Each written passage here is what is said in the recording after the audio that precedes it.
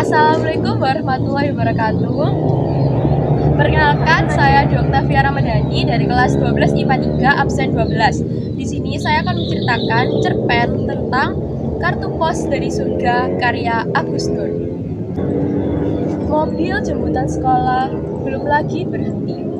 Beningnya langsung meloncat menghambat. "Hati-hati!" teriak sopir. Tapi gadis kecil itu malah mempercepat larinya. Seperti capung, ia melintas halaman. Ia ingin segera membuka kotak pos itu. Pasti kartu pos itu dari mamah telah tiba. Di kelas tadi, ia sudah sibuk membayang-bayangkan. Bergambar apakah kartu pos mama kali ini? Hingga guru menegurnya karena terus-terusan melamun.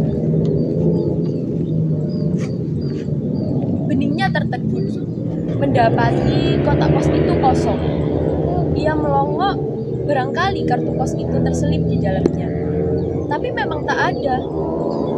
Apa mama begitu sibuk hingga lupa mengirim kartu pos? Mungkin Bik Sari sudah mengambilnya. Beningnya pun segera berlari berteriak. "Dik, Bibi!" Ia nyaris kepleset dan menabrak pintu. Bik Sari yang sedang mengepel sampai kaget melihat beningnya terengah-engah begitu. "Ada apa, Non? Kartu posnya udah Bibi ambil ya?" Tongkat pel yang dipegangnya nyaris terlepas. Dan Bik Sari merasa mulutnya langsung kaku. Ia harus menjawab apa? Bik Sari bisa melihat mata kecil yang penuh itu seketika meredup. Seakan sudah menebak karena ia terus diam saja. Sungguh, ia selalu tak tahan melihat mata yang kecewa itu. Marwan hanya diam ketika bisa dicerita kejadian siang tadi. Sekarang setiap pulang, beningnya selalu nanya kartu pos. Suara perbandingnya terdengar serba salah. Saya tidak tahu mesti jawab apa. Memang tak gampang menjelaskan semuanya pada anak itu. Ia masih belum genap 6 tahun. Marwan sendiri selalu berusaha menghindari jawaban langsung bila anaknya bertanya. "Kok kartu pos mama belum datang ya, Pak?" "Mungkin Pak Posnya lagi sakit, jadi belum sempat ngantar kemari." Lalu ia mengelus lembut anaknya. Ia tak menyangka betapa soal kartu pos ini akan membuatnya mesti mengarang-arang jawaban. Pekerjaan Ren membuatnya sering bepergian. Kadang bisa sebulan tak pulang. Dari kota-kota yang disinggahi, ia selalu mengirimkan kartu pos buat beningnya. Marwan kadang meledek. "Hari gini masih pakai kartu pos?" Karena Ren sebenarnya bisa telepon atau kirim SMS. Meski baru playgroup, beningnya sudah pegang HP. Sekolahnya memang mengharuskan setiap murid punya handphone agar bisa dicek sewaktu-waktu, terutama saat bubaran sekolah untuk berjaga-jaga kalau ada penculikan. Kau memang tak pernah merasakan bagaimana bahagianya dapat kartu pos. Marwan tak lagi menggoda bila Ren sudah menjawab seperti itu. Sepanjang hidupnya, Marwan tak pernah menerima kartu pos. Bahkan rasanya, ia pun jarang dapat surat pos yang membuatnya bahagia. Saat SMP, banyak temannya yang punya sahabat pena yang dikenal lewat rubrik majalah. Mereka akan berteriak senang bila menerima surat balasan atau kartu pos, dan memamerkannya dengan membacanya keras-keras. Karena iri, Marwan pernah diam-diam menulis surat untuk dirinya sendiri, lantas memposkannya. Ia pun berusaha tampak gembira ketika surat yang dikirimkannya sendiri itu ia terima. Ren, sejak kanak sering menerima kiriman kartu pos dari ayahnya yang pelaut. Setiap kali menerima kartu pos darinya, aku selalu merasa ayahku muncul dari negeri-negeri yang jauh. Negeri yang gambarnya ada dalam kartu pos itu, ujar Ren. Marwan ingat bagaimana Ren bercerita. dengan suara penuh kenangan. Aku selalu mengeluarkan semua kartu pos itu setiap ayah pulang. Ren kecil duduk di pangkuan, sementara ayahnya berkisah keindahan kota-kota pada kartu pos yang mereka pandang. Itulah saat menyenangkan dan membanggakan punya ayah pelaut. Ren merawat kartu pos itu seperti merawat kenangan. Mungkin aku memang jadul, aku hanya ingin beningnya punya kebahagiaan yang aku rasakan. Tak ingin berbantahan, Marwan pun diam. Meski tetap saja ia merasa aneh.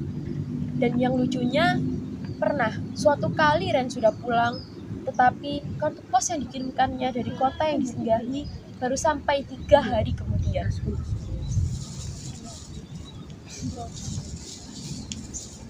Ketukan di pintu membuat Marwan bangkit dan ia mendapati benihnya berdiri sayu menenteng kotak kayu. Itu kotak kayu pemberian Ren. Kotak kayu yang dulu juga dipakai Ren menyimpan kartu pos dari ayahnya. Marwan melirik jam dinding kamarnya. Pukul 11.20. Enggak bisa tidur ya? Mau tidur di kamar papa? Marwan menggandeng anaknya masuk. Besok papa bisa antar benihnya enggak? Tiba-tiba anaknya bertanya. Ngantar kemana? Pizza Hut. Benihnya pun menggeleng. Kemana? Ke rumah Pak Pos. Marwan merasakan sesuatu mendesir di dadanya. Kalau emang Pak Posnya sakit, ya besok benihnya aja yang ke rumahnya, ngambil kartu pos dari Mama. Marwan hanya diam. Bahkan ketika anaknya mulai mengeluarkan setumpuk kartu pos dari kotak itu.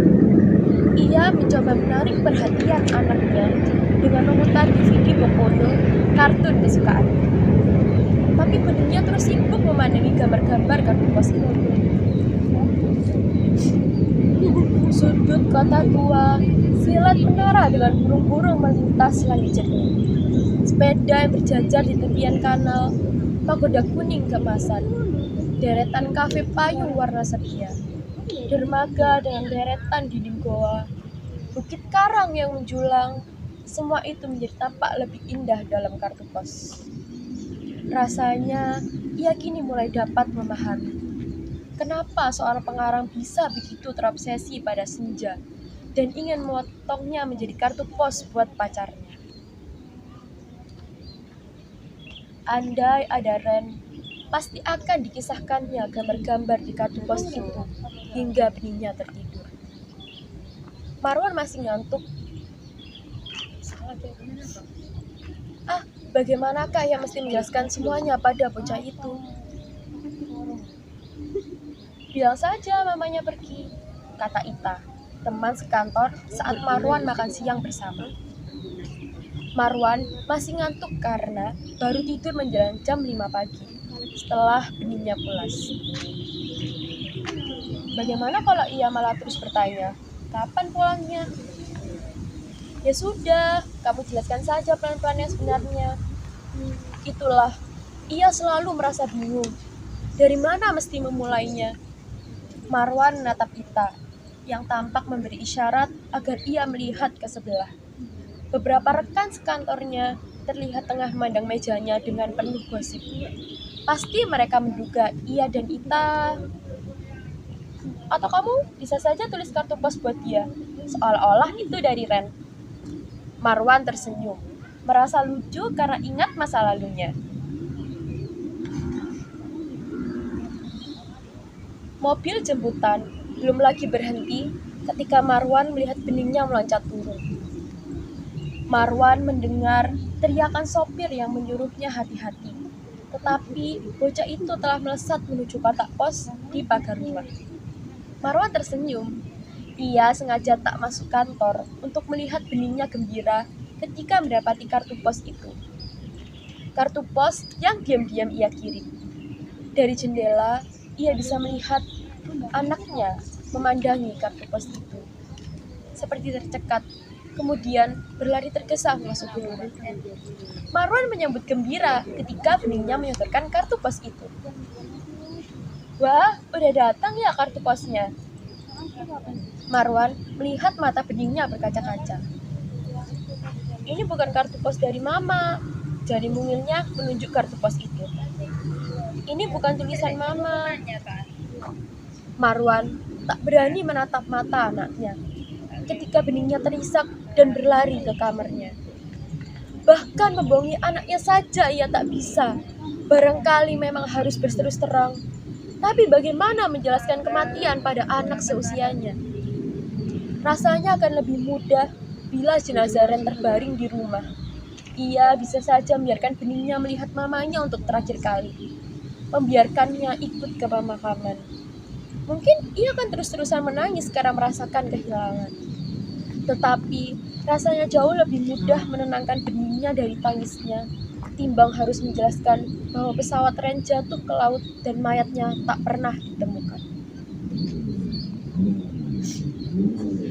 Ketukan gugup di pintu buat Marwan bergegas bangun. 12 lewat. Sekilas ia melihat jam kamarnya. Ada apa? Marwan mendapati Biksari yang pucat. Beningnya. Bergegas, Marwan mengikuti Biksari. Dan ia tercekat di depan kamar anaknya. Ada cahaya terang keluar dari celah pintu yang bukan cahaya lampu. Cahaya yang terang keperakan. Dan ia mendengar beningnya yang cekikikan riang, seperti tengah bercakap-cakap dengan seseorang. Hawa dingin bagai merembes dari dinding, bau wangi yang ganjil mengambang, dan cahaya itu makin menggenangi lantai. Rasanya ia hendak terserap amblas ke dalam kamar. Beningnya! Biksari ikut berteriak memanggil. Buka beningnya, cepat buka! Entahlah, berapa lama ia menggedor. Ketika akhirnya cahaya keperakan itu seketika lenyap dan pintu terbuka.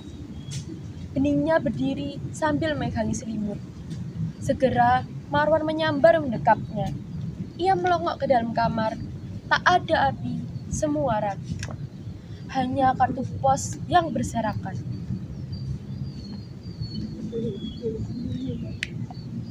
Tadi mama datang.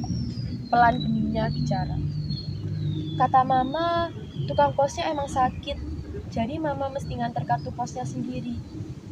Beningnya mengulurkan tangan. Marwan mendapati kain serupa kartu pos dipegang anaknya. Marwan menerima dan mengamati kain itu. Kain kafan yang tepiannya kecoklatan bagai bekas terbakar. Sekian dari pembacaan cerpen saya yang berjudul Kartu Pos dari Surga karya Agus Nur. Wassalamualaikum warahmatullahi wabarakatuh.